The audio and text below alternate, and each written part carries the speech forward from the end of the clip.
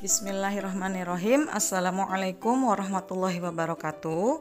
Bertemu kembali bersama Ibu dalam materi kimia tentang lambang unsur dan reaksi kimia. Bagaimana kabar kalian hari ini? Semoga kalian dalam keadaan sehat walafiat dan tetap semangat untuk belajar ya. Sebelum kita mulai pembelajaran, alangkah baiknya kita berdoa terlebih dahulu. A'udzubillahi minasyaitonirrajim. Bismillahirrahmanirrahim. Rabbi zidni ilman warzuqni fahma. Ya Allah, tambahkanlah kepadaku ilmu dan berilah aku karunia untuk dapat memahaminya. Amin. Semoga dengan doa kalian ini, kalian bisa lebih mudah dan mengerti tentang materi yang akan Ibu sampaikan. Kompetensi dasar yang akan dicapai pada pertemuan kali ini, yang pertama 3.2, yaitu menganalisis lambang unsur, rumus kimia, dan persamaan reaksi. Kompetensi dasar yang 4.2, yaitu mengintegrasikan penulisan lambang unsur dengan rumus kimia pada persamaan reaksi kimia berdasarkan kasus-kasus dalam kehidupan sehari-hari.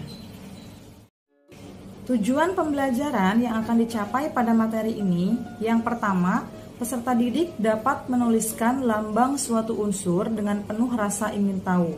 Yang kedua, peserta didik dapat menjelaskan pengertian rumus kimia senyawa sebagai suatu gabungan dari dua unsur atau lebih yang sama atau berbeda dengan komposisi tertentu dengan santun dan penuh rasa ingin tahu.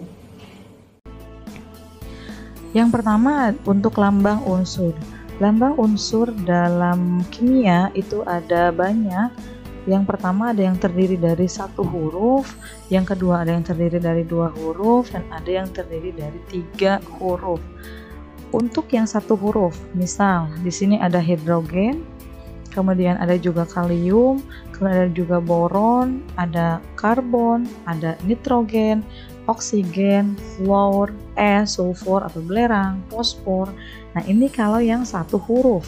Dalam rumus kimia menuliskan itu harus menggunakan huruf kapital atau huruf besar ya. Nah, ada juga yang terdiri dari 2 huruf. Kalau yang terdiri dari 2 huruf, misal ada He helium, ada Ne nitrogen, Ar argon, Kr kripton, ada Na natrium, Mg magnesium. Nah, kalau yang terdiri dari 2 huruf, huruf yang pertamanya huruf kapital, huruf yang berikutnya itu harus menggunakan huruf kecil, wajib ya. Jadi kalau menuliskan huruf rumus lambang unsur huruf depannya itu huruf kecil itu salah. Harus menggunakan huruf kapital huruf depan.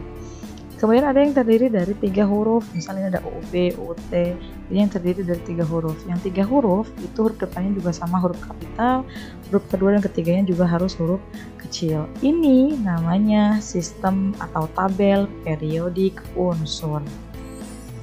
Bisa adik-adik beli di fotokopian juga ada banyak ya.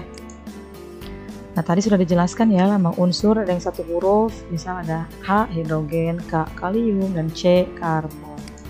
Kemudian yang kedua lambang unsur yang terdiri dari 2 huruf, ada Ca kalsium, Mg magnesium, dan Fe ada besi.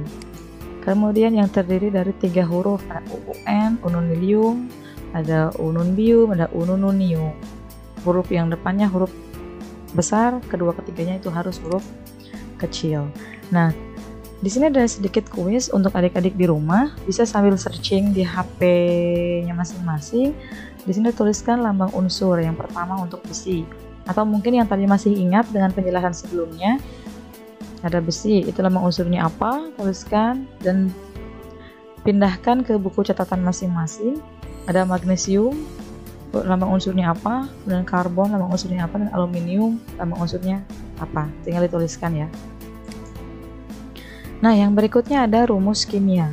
Rumus kimia zat itu menyatakan jenis dan jumlah relatif atom-atom yang terdapat dalam zat itu. Misal ada di sini H2O. Ini angka yang kecil ini namanya adalah indeks. Kalau di sini tidak ada angkanya, artinya unsur tersebut punya indeks bernilai 1. Jadi kalau 1 tidak pernah dituliskan. Berarti di sini H2O. Berarti indeks H-nya ada 2, ini ada 2, O-nya ada 1. 1 tidak pernah dituliskan. Rumus kimia ada 2, rumus kimia unsur dan rumus molekul. Rumus molekul ada 2, rumus molekul unsur dan rumus molekul senyawa. Untuk rumus kimia unsur, ini bisa kalian temukan dalam tabel periodik unsur yang tadi. Aluminium, rumus kimianya ada Al, besi, rumus kimianya ada Fe, helium, rumus kimianya He, karbon, C, dan raksa Hg. Itu untuk rumus kimia. Yang kedua untuk rumus molekul unsur, oksigen O2, nitrogen N2, hidrogen H2, dan ozon itu O3. Yang berikutnya rumus molekul senyawa, misal karbon dioksida CO2, asam sulfat H2SO4, asam klorida HCl, glukosa C6H12O6, amonia NH3. Di pertemuan pertama itu sudah dijelaskan perbedaan unsur dengan senyawa, masih ingat ya? Kalau senyawa itu lebih dari satu unsur. Misal di sini karbon dioksida ada CO2, berarti ada unsur C dan unsur O. Ini namanya senyawa. Contoh lain ada HCl, berarti ini ada 2 unsur H dan unsur Cl. Nah, di sini ada contoh lagi, ada air H2O. Jenis unsurnya berarti ada unsur hidrogen dan oksigen. Jumlah atomnya berarti H-nya ada 2, O-nya ada 1. Sampai di sini bisa dipahami ya adik-adik di rumah. Nah, ini contoh lain. Misal di sini ada 1 molekul H2O. Tadi sudah dibahas ya, H-nya ada 2, O-nya ada 1. Kalau ada 3 molekul H2O, berarti ini namanya koefisien.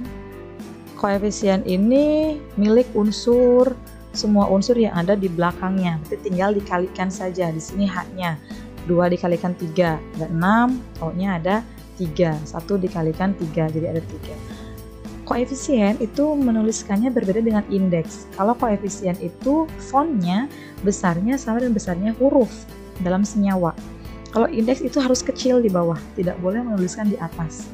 Kalau di atas namanya kuadrat, itu di matematika adanya ya. Nah, kemudian contoh lain ada Na2CO3. Di sini Na-nya ada 2, C-nya ada 1, O-nya ada 3. Nah, bagaimana kalau 2 molekul Na2CO3? Ya sudah, tinggal dikalikan dengan koefisien 2. Na-nya 2 dikalikan 2 jadi 4, C-nya 1 dikalikan 2 jadi 2, O-nya 3 dikalikan 2 jadi ada 6. Bisa dipahami ya adik-adik di rumah. Nah, di sini ada tugas untuk adik-adik di rumah. Nanti bisa dijawab, difotokan, dan kemudian dicatat di buku catatan masing-masing. Soalnya ada 5, tentukan jenis dan jumlah atom dalam rumus kimia. Yang pertama CO2, yang kedua 3 CO2. Di sini tinggal tulis, berarti jumlah atom C-nya sama dengan berapa, O-nya sama dengan berapa. Nah, kalau 3 CO2 berarti jumlah atom semuanya dikalikan dengan 3. Di sini C-nya jadi ada berapa, O-nya ada berapa. H2SO4 tinggal dijawab nanti. Kalau masih ada yang belum paham, nanti bisa ditanyakan di grup atau bisa juga WA kalau ada yang punya nomor HP-nya ya. Mungkin cukup sekian untuk pertemuan pada kesempatan kali ini. Jangan lupa like dan subscribe, dan juga bisa di-share kalau merasa materi ini bermanfaat untuk teman-temannya yang lain. Mungkin cukup sekian dari Ibu. Assalamualaikum warahmatullahi wabarakatuh.